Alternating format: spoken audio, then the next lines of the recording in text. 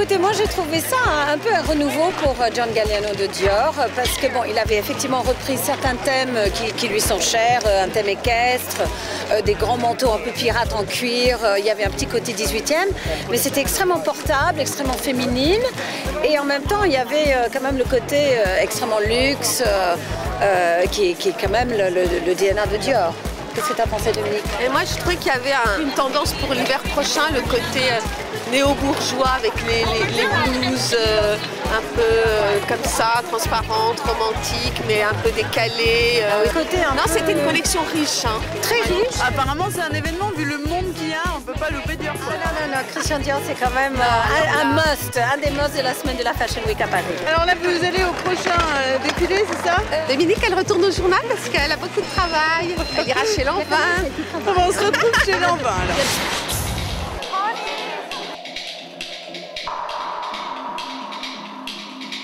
Lanvin, moi je suis complètement addict. C'est vraiment pour moi la parisienne type chicissime, sexy, moderne.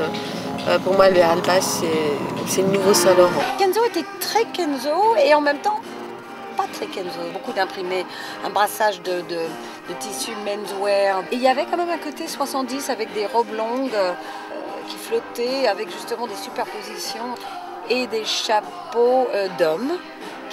C'est quand même une tradition un peu la tradition masculine de Kenzo.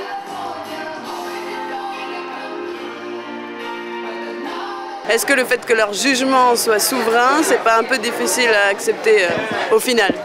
Oh, c'est les jeux de la mode. Je pense qu'il y a des gens qui ont de l'autorité, qui ont montré d'avoir un goût, d'avoir une vision, un flair, et qui après deviennent des autorités dans la mode. Et c'est important de les avoir et d'écouter ce qu'ils ont à dire.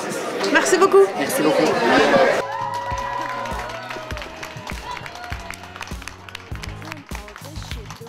C'est sûr qu'elles ont... bon, ben là, leur avis est important, elles vont faire... Enfin, il ne faut pas que ce soit trop, parce que le travail du créateur est quand même très important. Il ne faut pas que ce soit le diable s'habille en Prada en permanence, quoi. Il faut essayer d'éviter ça quand même, hein. Moi, je crois au journalisme, mais je ne veux pas que le journalisme soit totalitaire. Je pense que j'ai 8 défilés à faire aujourd'hui et j'ai 4 cocktails, 2 présentations. Non, c'est des journées très sympathiques mais très intenses.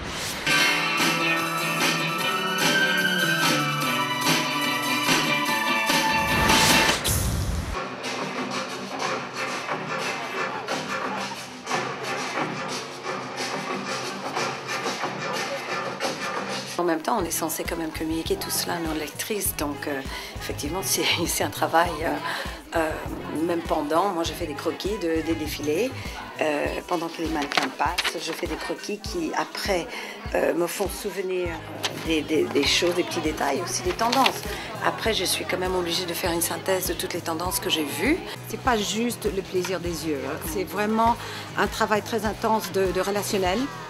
Non seulement je me nourris, enfin nos rédactrices, l'équipe mode, on se nourrit des images qu'on voit sur les podiums, mais c'est un moment de rencontrer aussi bien les annonceurs que les attachés de presse. C'est vraiment, c'est un arrêt obligatoire. Pendant une semaine, on est quand même obligé d'être là, d'être vu aussi, parce qu'il y a quand même une certaine visibilité. Le magazine, bon, moi je l'ai toujours avec moi, j'ai mon enveloppe gala, ça c'est aussi promotionnel parce que bon, ça fait parler du magazine et nous, on en parle dans nos pages.